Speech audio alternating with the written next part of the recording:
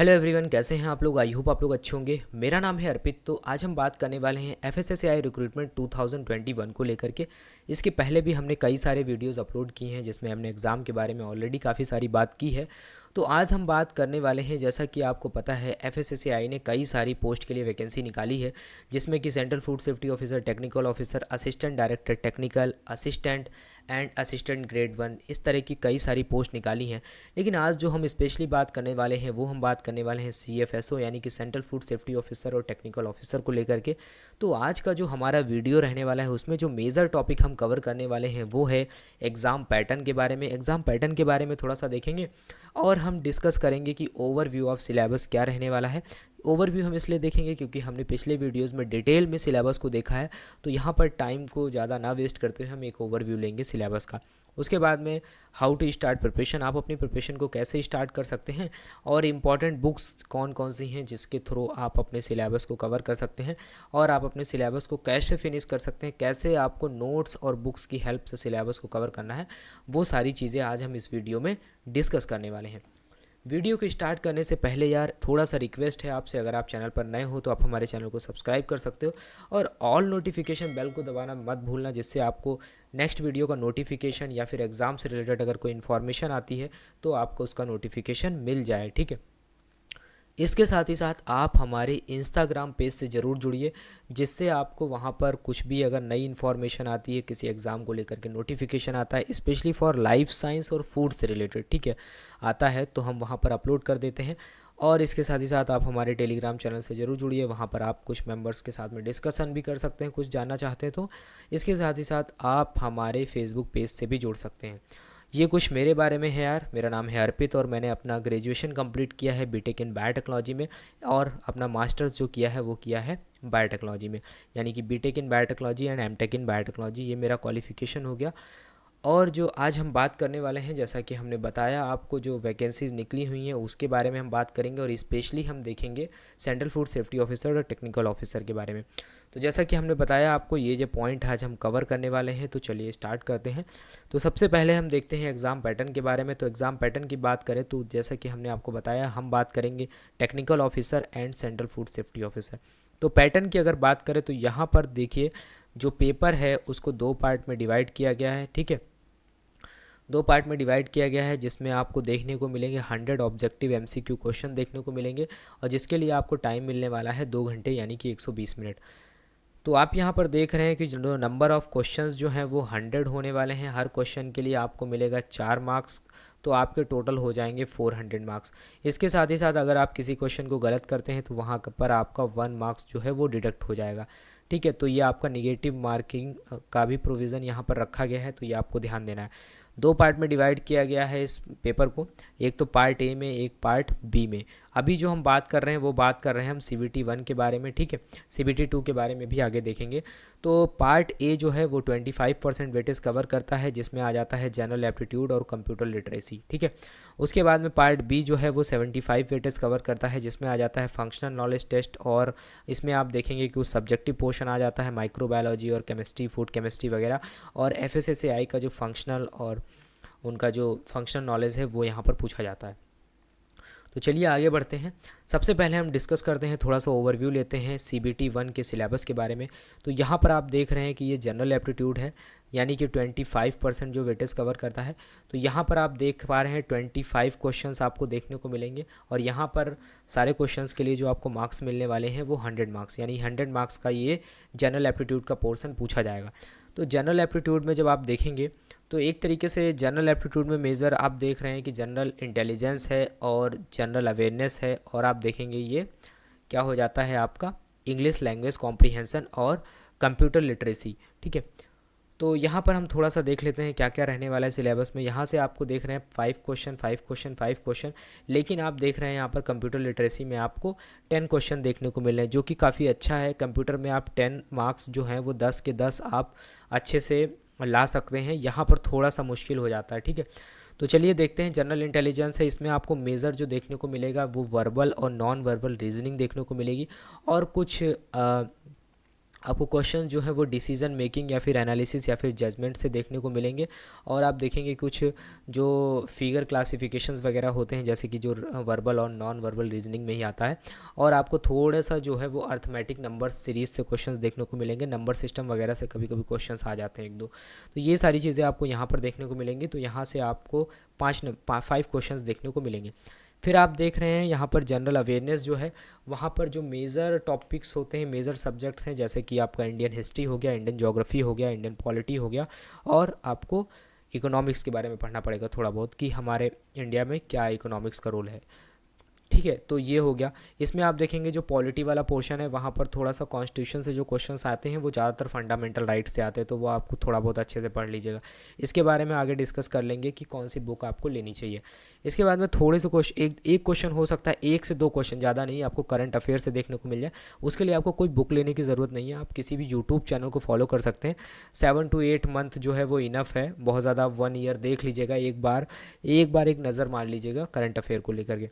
और जहाँ पर जो भी करंट अफेयर, जो भी ministry of health and family welfare से रिलेटेड हो या फिर FSSAI से रिलेटेड हो, उस पर ज़रूर ध्यान दीजिएगा।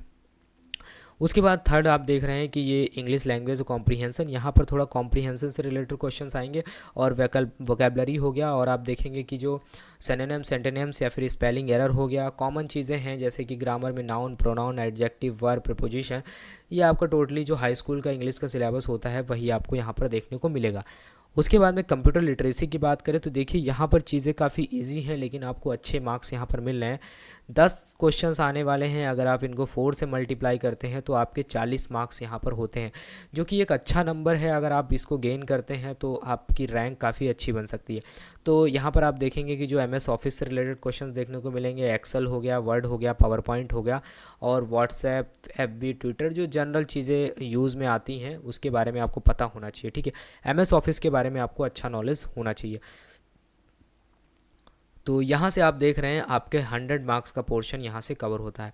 अब हम आ जाते हैं अपने 75% वाले वेटेज पे, तो जो कि है कि आपका सब्जेक्ट पोर्शन है, जिसमें आप देखेंगे Indian and international food law, यहाँ से आपको 25 क्वेश्चन देखने को मिलेंगे। उसके बाद में आ जाता है आपका FSSAI वाला पोर्शन, जहाँ से आपको 25 क्वेश्चन देखने को मिलेंगे। तो इंडियन एंड इंटरनेशनल लॉ की अगर बात करें तो यहाँ पर food safety and standard act सबसे पहला जो है वो रूल्स एंड रेगुलेशन में लॉ आ जाएगा। उसके बाद में आप देखेंगे कि ये FSS रूल्स एंड रेगुलेशन 2011 वाला, ये बहुत इंपॉर्टेंट है, इन दोनों एक्ट को आपको अच्छे से पढ़ना है। उसके बाद में कुछ नेशनल बॉडीज़ हैं जैसे कि एपेडा, एमपेडा और BIS, EIC और स्पाइस बोर्ड, इनके बारे में आपको देखना पड़ेगा। ठीक है, इनके हेडक्वार्टर्स कहाँ पर हैं ये आपको पता होना चाहिए। उसके बाद में देखेंगे कि इंटरनेशनल फूड कंट्रोल सिस्टम और law, regulation and standards guideline with regards to food safety, वो क्या क्या है, जैसे कि कोडेक्स का काम ही है पूरे वर्ल्ड लेवल पे फूड सेफ्टी को लेकर, फूड सेफ्टी के स्टैंडर्ड्स हैं उनको मेंटेन करना। ठीक है, तो बहुत इंपॉर्टेंट टॉपिक है कोडेक्स, इसको आपको अच्छे से पढ़ना होगा। फिर सेकंड जो आप देख रहे हैं ये FSSAI के रोल्स, फंक्शन और इनिशिएटिव्स के बारे में है पूरा।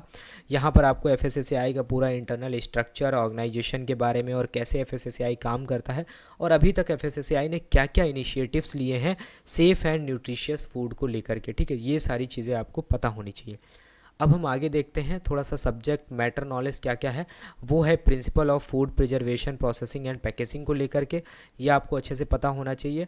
और इसमें गुड्स मैन्युफैक्चरिंग प्रैक्टिसेस हो गया और फूड प्रोसेसिंग ऑपरेशंस कौन कौन से होते हैं। ठीक है, मॉडर्न और ट्रेडिशनल ऑपरेशंस कौन कौन से यूज़ होते हैं फूड प्रोसेसिंग को लेकर के, और यहाँ पर पैकेजिंग मेथड कौन कौन से हैं। ठीक है, तो ये सारा हो गया आपका इस पार्ट में। यहाँ ये पोर्शन भी आपका 25 क्वेश्चन आपको यहाँ पर देखने को मिलेंगे। तो ये आप देख रहे हैं टोटल आपका 100 मार्क्स का ये हो गया। ठीक, तो principle and basics of food chemistry and their role in human nutrition, यहाँ पर आपको जो पूरा है ह्यूमन न्यूट्रिशन के बारे में पढ़ना होगा। टोटली आपको यहाँ पर protein, vitamins, carbohydrate, nutrients, micro nutrients, macro nutrients, इन सब के बारे में आपको यहाँ पर पता होना चाहिए। और overview of food additive with respect to their technological functions. ठीक है, और आप देखेंगे कि आगे फूड माइक्रोबायोलॉजी वाला पोर्शन आ जाएगा, जहाँ पर आप general principle of food microbiology क्या है, फूड पैथोजेंस क्या हैं और फूड बॉर्न डिजीज़ कौन कौन सी होती हैं, इसके बारे में आपको यहाँ पर पढ़ना होगा। और आप देखेंगे कि कुछ जनरल प्रिंसिपल्स एंड टेक्निक्स होती हैं माइक्रोबायोलॉजिकल एग्जामिनेशन ऑफ फूड को लेकर के, वो कौन कौन सी होती हैं उसके बारे में आपको यहाँ पर पढ़ना पड़ेगा। तो इसके बारे में डिटेल में पीछे देखा है, इसलिए हम ज़्यादा डिटेल में नहीं जा रहे हैं। अब हम आ जाते हैं, ये पीछे वाला जो सिलेबस था ये हमने देखा CBT 1 के लिए, ठीक है। CBT 1 के लिए हमने देख लिया, आई होप आपको समझ में आ गया होगा। CBT 2 की अगर बात करें तो देखो जो पिछला वाला सिलेबस था, पीछे वाला जो यानी कि पिछले एग्ज़ाम में जो रिटन एग्ज़ाम था उसी को रिप्लेस किया जाएगा CBT 2 से, ठीक है। 90% यही होने वाला है। अगर कुछ चेंजेस होते हैं, वैसे सिलेबस तो नहीं चेंज होगा, हो सकता है कुछ रीअरेंजमेंट किया जाए, यानी कि कुछ इस पार्ट से निकाल के उस पार्ट में किया जाए या फिर कुछ चेंजेस किए जाए। बाकी सिलेबस जो आपने अगर कहीं से नोट्स वगैरह लिए हैं तो उसके लिए परेशान होने की ज़रूरत नहीं है, क्योंकि वो एक कॉम्पैक्ट जो नोट्स हैं या फिर जो FSSAI का जो सिलेबस है वो वही रहने वाला है। वो किसी टॉपिक्स को हटा नहीं सकते हैं, हो सकता है किसी को ऐड करें, क्योंकि सभी टॉपिक्स जो पहले से हैं वो इम्पॉर्टेंट है एग्ज़ाम के लिए। तो यहाँ पर आप देख रहे हैं, यहाँ पर जो पार्ट ए है उसमें जनरल एबिलिटी है, जिसमें इन्होंने थोड़ा सा रीजनिंग और आप देख रहे हैं यहाँ पर कंप्यूटर, इन सबको कंबाइन कर दिया गया है। तो इससे रिलेटेड क्वेश्चंस यहाँ पर पूछे जाएंगे। अब यहाँ पर ये नहीं है कि कितने क्वेश्चन पूछे जाएंगे, हाँ ये कह सकते हैं कि 100 मार्क्स का आपका CBT 2 होने वाला है। अब कितने नंबर ऑफ क्वेश्चंस FSSAI रखता है ये अभी तक आइडिया नहीं है CBT 2 को लेकर के। पार्ट 2 की अगर बात करें तो यहाँ पर food safety ecosystem in India, जिसमें आप देखेंगे कि जो इंडियन सिनेरियो है फूड सेफ्टी वो क्या है, तो इसके बारे में आपको पढ़ना होगा, तभी आपको चीज़ें पता चलेंगी। जब आप FSO बनेंगे तो ऑल ओवर इंडिया में आपको वर्क करना होगा, तो ये सारी चीज़ें आपको यहाँ पे पढ़नी होंगी। और इसी में आपको ये FSSAI के इनिशिएटिव्स हैं, ठीक है, और डार्ट बुक वगैरह हो गया, इन सब के बारे में आपको इसमें पढ़ना होगा। तो देख रहे हैं पीछे जो सिलेबस था यानी कि CBT 1 में, उसी को यहाँ पर ला के रख दिया गया है, कोई भी बहुत ज़्यादा चेंजेस नहीं किए गए हैं, ठीक। उसके बाद में जो पार्ट C आपको देखने को मिलेगा, यहाँ सब्जेक्ट नॉलेज हो गया।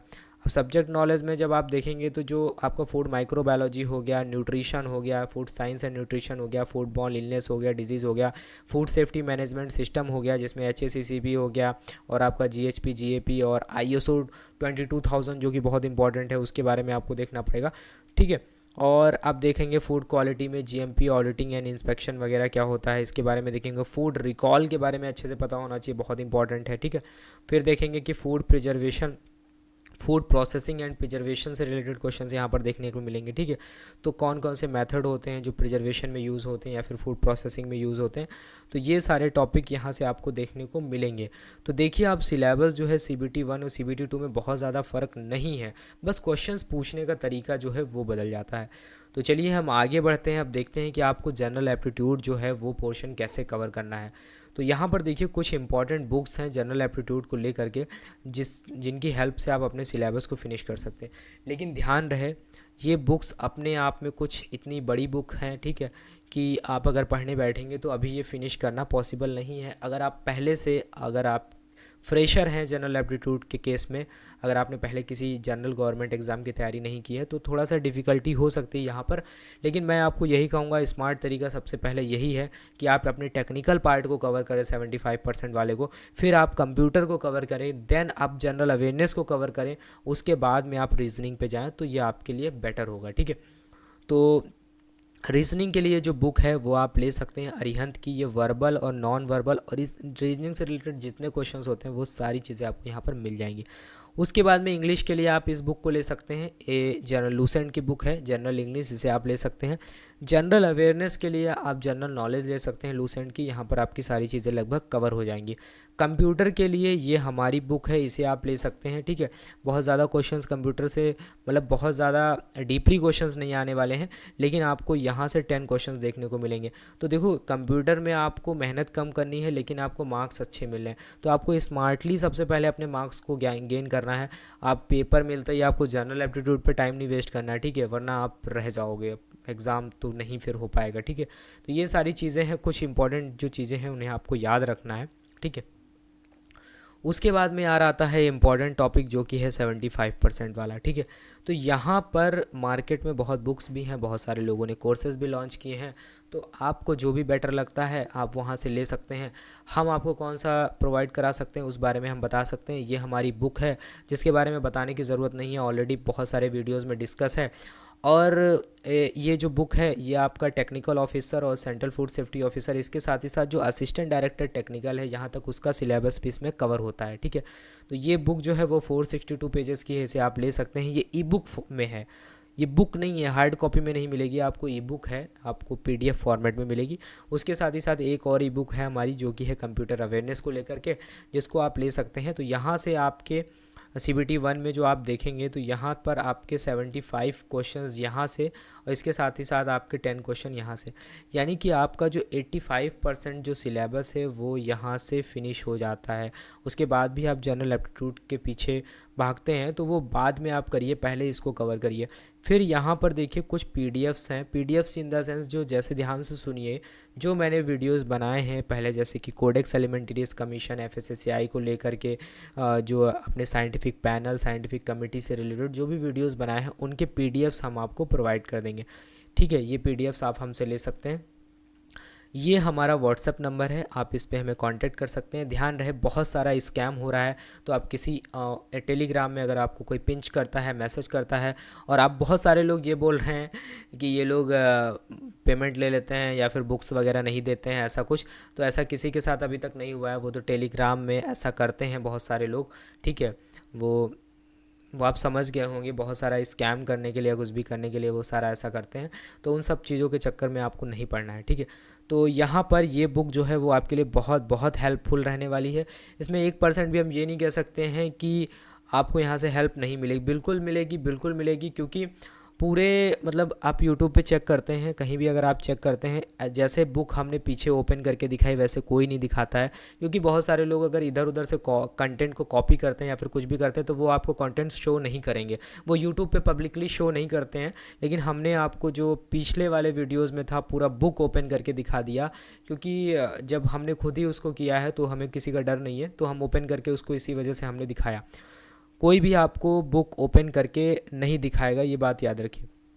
तो यहाँ पर यार हम थोड़ा सा अगर स्ट्रैटेजी की बात करें, ये है मेरी जो हमारी जो बुक है उसका जो है इंडेक्स पेज है। लेकिन अगर हम यहाँ पर थोड़ा सा बात करें तो सबसे पहले अगर आपको एग्ज़ाम की तैयारी करनी है तो सबसे पहले जो है मेरा कहना है आप टेक्निकल पार्ट को कवर करिए, जो आपका 75% वाला है। आप बुक से भी कवर कर सकते हैं, इस बुक से भी कवर कर सकते हैं, आपको कहीं से भी कवर करना है वहाँ से कर सकते हैं जहाँ से आपको समझ में आ रही है चीज़ें, आप वहाँ से 75% इसको कवर करिए। सेकंड नंबर पे आप कंप्यूटर पे आ जाइए, वहाँ पर आपका 10% सिलेबस कवर हो जाता है, यानी कि जो 10 क्वेश्चन यहाँ से देखने को मिलेंगे CBT 1 में, और 75 क्वेश्चंस आपको यहाँ से देखने को मिलेंगे। तो ये आप देख रहे हैं, ये आपका हो गया कितना 85। अब जब 85 हो गया उसके बाद में जनरल अवेयरनेस जो होता है ना, वहाँ पर ऐसा होता है कि आपको एक बार थोड़ा सा आइडिया रखना है। आपने हो सकता है उन क्वेश्चंस को कहीं पहले सुना हो, बहुत डीप में एक UPSC और PCS लेवल के क्वेश्चन जनरल अवेयरनेस में नहीं आते, तो वहाँ से अगर आप 2-3 क्वेश्चन कर लेते हैं, 5 क्वेश्चन देखने को मिलेंगे आपको, 2 से 3 क्वेश्चन कर लेते हैं तो ये आपका 90 के अप्रॉक्स पहुँच जाता है। यार कहीं से भी अगर देखो तो मानता हूँ जनरल एप्टीट्यूड में रीजनिंग भी इम्पोर्टेंस रखता है, लेकिन पहले स्मार्टली खेलो यार।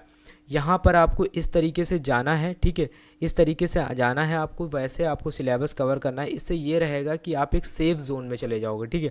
सबसे पहले आपको अपने सेफ़ जोन में जाना है, फिर आपको इस safe zone in the sense कि आपको सबसे पहले तो कई सारे लोगों को पीछे करना है, जो लोग मतलब शुरुआत में अगर जनरल एप्टीट्यूड पे टाइम वेस्ट करते हैं तो उनके लिए टाइम नहीं बचता है, तो वो सिलेबस को नहीं फिनिश कर पाते हैं। तो ये आपकी स्ट्रैटेजी होनी चाहिए, इस तरीके से आपको चीज़ों को फिनिश करना है, ठीक। तो आई होप आपको समझ में आ गया होगा कि आपको चीज़ें स्टार्ट कहाँ से करनी है। अब स्टार्ट टेक्निकल पार्ट में भी कहाँ से करनी है, तो उसके बारे में देखो, बुक में अगर आप इस तरीके से पढ़ते चले जाओगे, जैसे हमने पहला चैप्टर रखा है food safety and standard act 2006 है, ठीक है। सेकंड चैप्टर में हमने FSSAI के बारे में रखा है, क्योंकि पहले एक्ट आया, एक्ट के बाद में FSSAI आया, FSSAI का इस्टेब्लिशमेंट हुआ।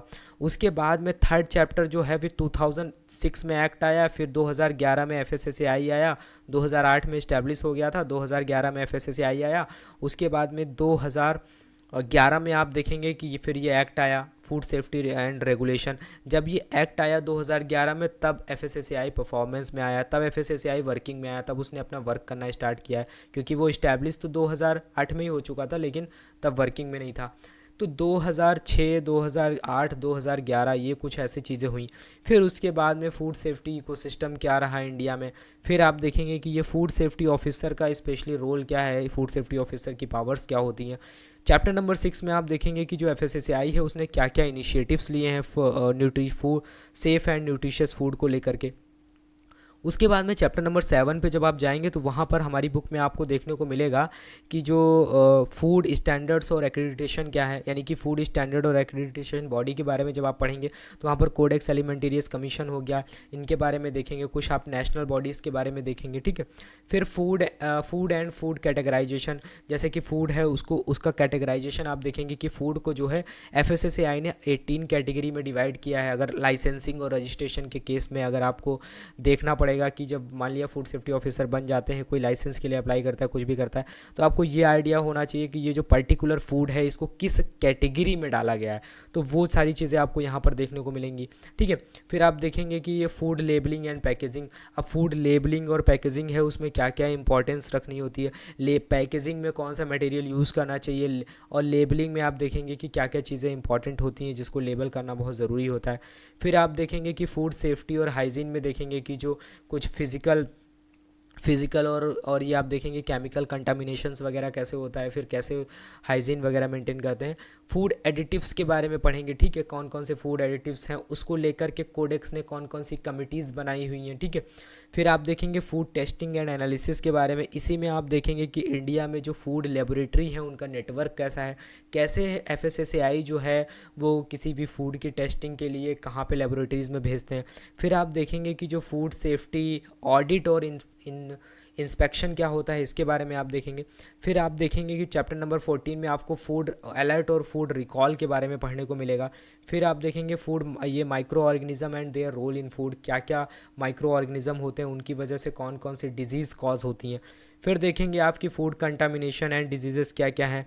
केमिस्ट्री ऑफ फूड के बारे में पढ़ेंगे आप, विटामिन्स और इन सब के बारे में, कार्बोहाइड्रेट, लिपिड्स और फैट के बारे में। फिर एंजाइम के बारे में पढ़ेंगे आप। फिर चैप्टर नंबर 18 में एंजाइम्स के बारे में जब आप देखेंगे तो स्पेशली देखेंगे कि जो फूड होता है, फूड से रिलेटेड कौन कौन से एंजाइम होते हैं। फूड न्यूट्रिशन के बारे में आप देखेंगे यहाँ पर, ठीक है, चैप्टर नंबर 19 में। चैप्टर नंबर 20 हमारा जो है वो फूड प्रोसेसिंग है। चैप्टर नंबर 21 जो है वो फूड प्रिजर्वेशन है। देन आपका कुछ छोटे मोटे न्यूमेरिकल्स हैं, अप्रॉक्सीमेट एनालिसिस। तो शायद ही आप YouTube पे कहीं भी जाते हैं तो आपको कोई कंटेंट इस तरीके से शो करेगा, ना ही एक्सप्लेन करेगा। यहाँ तक कि हमने तो अपनी सैम्पल कॉपीज़ भी कई सबसे पहले शेयर करते हैं, आपको दिखाते हैं, तो आप ले सकते हो। अगर डेफिनेटली आपकी यहाँ पर हेल्प होगी, ठीक है। हम नहीं चाहते कि हम आपको पहले छुपा करके कोई चीज़ दें, हम आपको ना बताएं, बाद में आपको पता चले कि हमने कुछ बोला था और हमने आपको कुछ कंटेंट दिया है। तो आप सबसे पहले देखिए और उसके बाद में कंपेयर करिए, कंटेंट भी सबसे अच्छा और प्राइस भी सबसे कम, ये आपको देखने को मिलेगा, ठीक है। बहुत सारे लोगों को हेल्प हो रही है, ठीक है, तो आप ले सकते हैं। और थोड़ा सा टेलीग्राम पे बहुत सारा हमारे नाम से स्कैम हो रहा है। स्कैम इन द सेंस लोग बोलते हैं कि हम लोग पेमेंट ले लेते हैं, उसके बाद में PDF वगैरह नहीं देते हैं, ऐसा कुछ करते हैं, तो ये कुछ नहीं यार। और कई सारे लोगों ने बहुत सारे लोगों से PDF लिया है, यानी कि हमारा ही PDF वो लोग परचेज़ करके सेल कर रहे हैं, उसके बाद में वो जेन्युइन कंटेंट भी नहीं शेयर करते हैं, उनको हाफ कंटेंट शेयर करते हैं। तो यार हम उनकी फिर आगे कोई हेल्प नहीं कर पाएंगे अगर वो हमसे एग्ज़ाम से रिलेटेड कोई सपोर्ट मांगते हैं तो यही था यार। आई होप आप समझ गए होंगे कि आपको कैसे एग्ज़ाम की प्रिपरेशन करनी है, पहले किस पार्ट को कवर करना है और कैसे अपनी एग्ज़ाम की प्रिपरेशन को और एक अच्छे तरीके से स्टार्ट करना है और एक सही तरीके से उसको ख़त्म भी करना है और सिलेक्शन लेना है। आई होप आपको यार ये वीडियो अच्छा लगा होगा। अगर अच्छा लगा है तो प्लीज़ यार इसे ज़्यादा से ज़्यादा शेयर करना और वीडियो को लाइक करना मत भूलना, ठीक है। और तब तक के लिए thank you, have a nice day. मिलते हैं नेक्स्ट वीडियो में।